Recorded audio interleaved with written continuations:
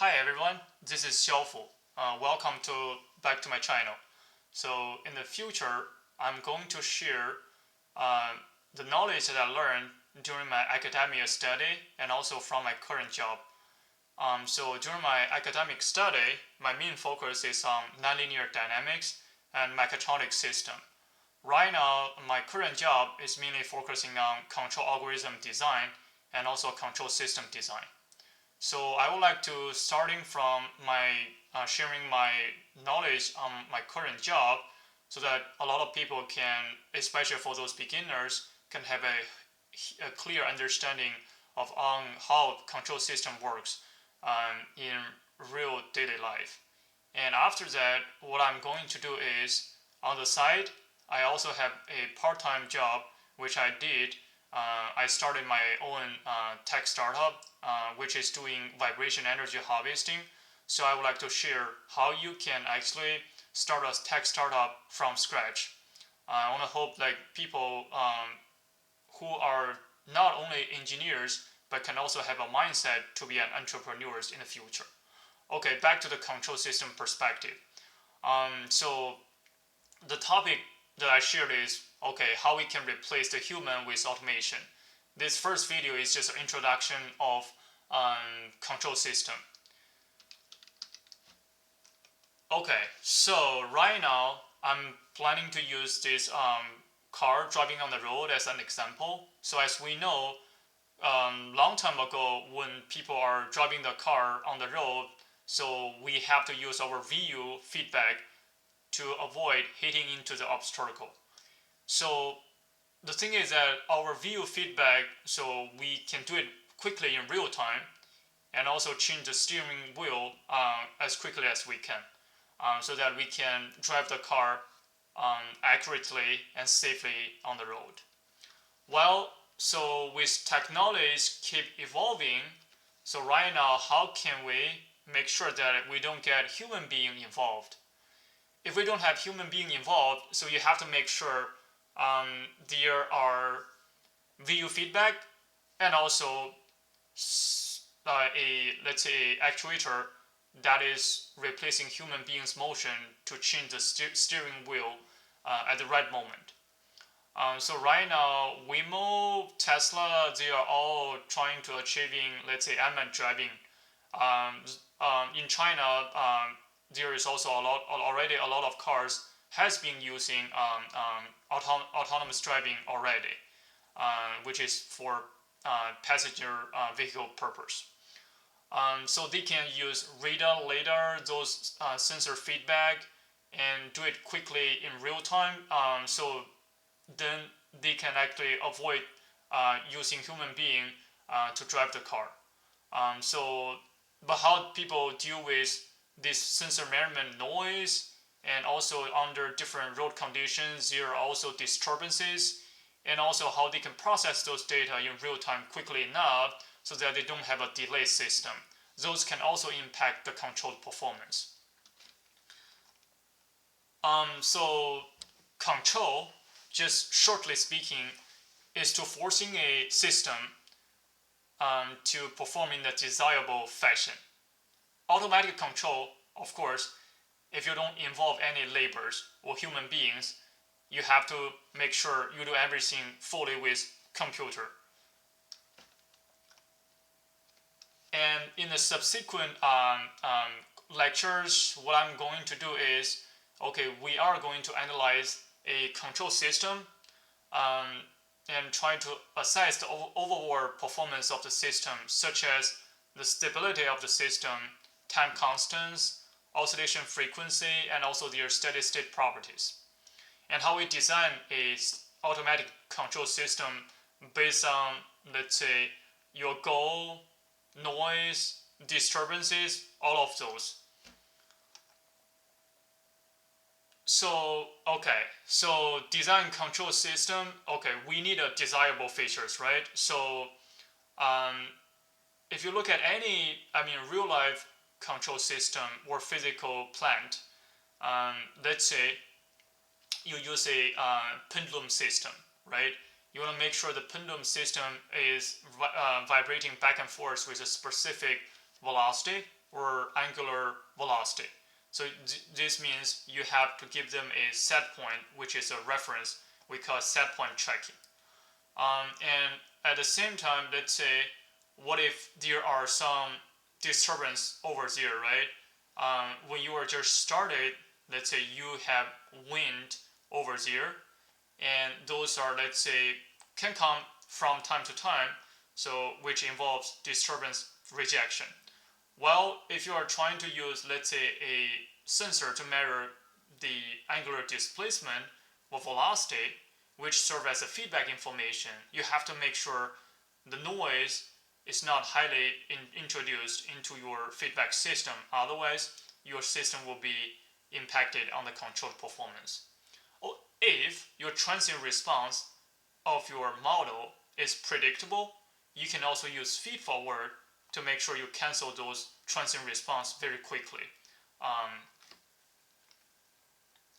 so then what is a signal, right? A signal is a measurable quantity that can vary in time. A system is simply a process where physical components act on this input signal and produce an output signal. Block diagram is just a graphical way of connecting signals with system.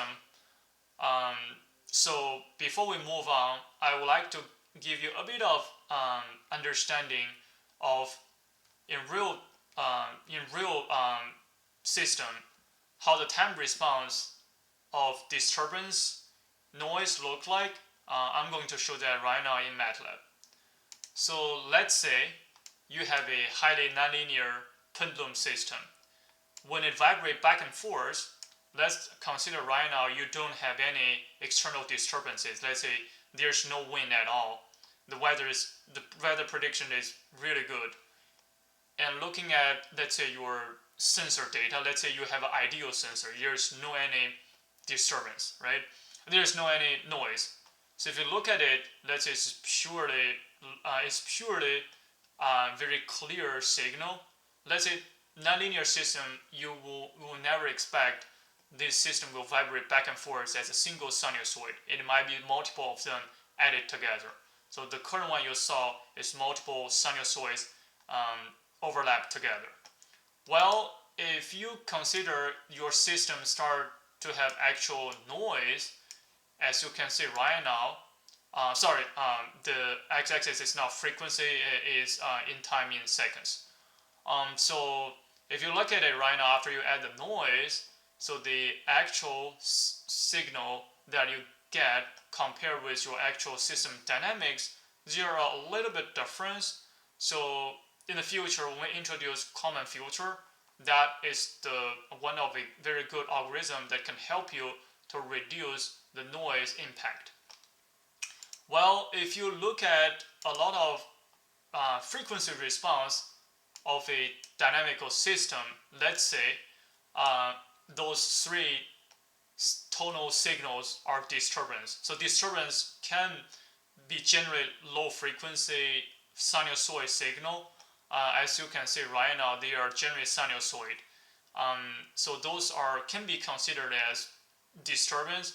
If you really try to get rid of them, if those signals doesn't change frequency in real time, then that's easy. You can target them without that much trouble. But what if your system have a changing, let's say, sampling rate, or let's say those disturbances can shift in real time, let's say the wind velocity change back and forth, then this frequency shift in real time, then you will have a learning algorithm to understand what is the correct phase of those disturbances. Okay, so let's get back. So this is just some examples of the signals. Let's say just now I mentioned pendulum system. What if you have a car or mass spring damper system? So you have a displacement, which is in the unit of meters. Let's say you have velocity in the unit of meters per second. You can also have temperature in the unit of degrees Celsius, voltage, current. All of them are actual analog signals, so that can be human readable units. So when people are trying to define, let's say, a system, right? The best way that I think will be the definition tool, which is a process, not just a collection of components, but it's a process where a collection of components act on this input signal to produce an output signal. So what we are doing from a control perspective, we are going to apply those input signal to make sure our output is a desired output. So this is a masked spring damper system. So I remember that clearly whenever it is in control class, vibration class, dynamics class, we are always using this masked spring damper system as an example, as a starting point, or as a very classic and typical example to show a lot of different equations of motions or different perspective. But here, as you can see, the input signal is force, can be in the unit of newtons, right? The position can be your output signal, such as meters, right? You can also say, okay, I have a velocity sensor that I measure the velocity instead of position, which is fine. Your output signal can be a full state feedback. Let's say you know all of your states, but you can also have, let's say, a single state which can be considered as a output feedback. This is something that I'm going to discuss in the future slides, in the future, not slides, in the future lectures. This is very simple. So by using Newton's second law, you will be able to write the equation of motion. And the bottom plot is trying to show you, okay, by using the equation of motion, how do you solve it in block diagram? And this is also, if you use Simulink, MATLAB Simulink, you are also able to solve this equation of motion. Your actual output x is your displacement, right? So if you do the equation shown in the second row, x double dot equals to 1 over m. So here is 1 over m, right? And if you sum the rest of them together, you can see this is a summation symbol. And then you took double integration, and then you get x. So then this is more like I would say, a summary. So definition of control system, as we mentioned, the interconnection between the computer with one or more actuators and a plant for the purpose of achieving a desired objective. That's a definition of control, right? And required components can be plant, computer, actuator. The plant is a system itself, such as pendulum system, right? Actuator, let's say, you use your hand to move the pendulum, right? Or another example will be a swing, right? If you pull and push the swing back and forth, the swing can,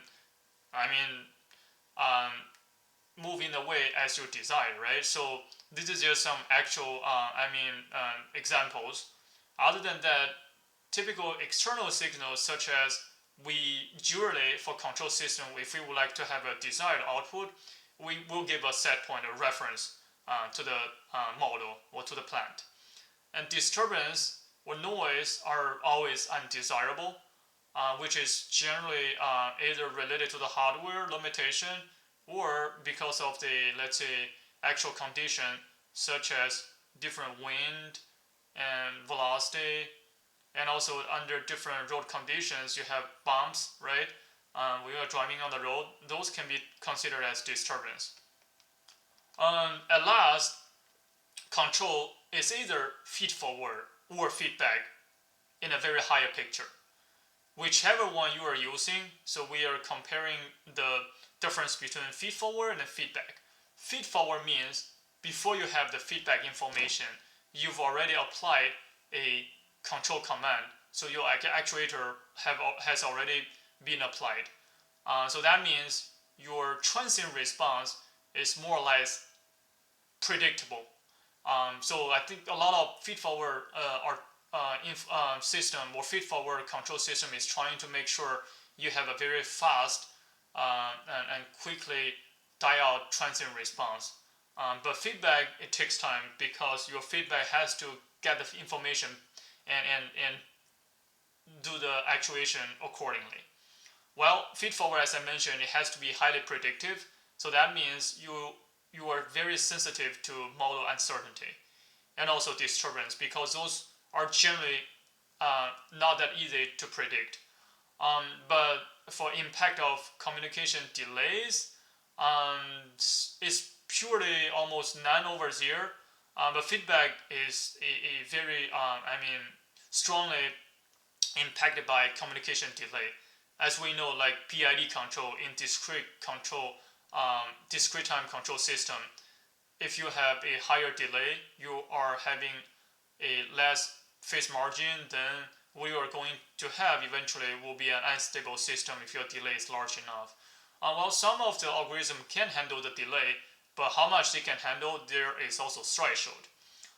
So feedback is highly related on your feedback information. So by looking at your actual measurement, you can correct for it. So that's why it's not that much sensitive to uncertainties and disturbances. So yeah, so this first video served as a introduction of control system. So in the next few videos, I'm going to have a deep dive of designing a control system based on the specific requirement. Thank you.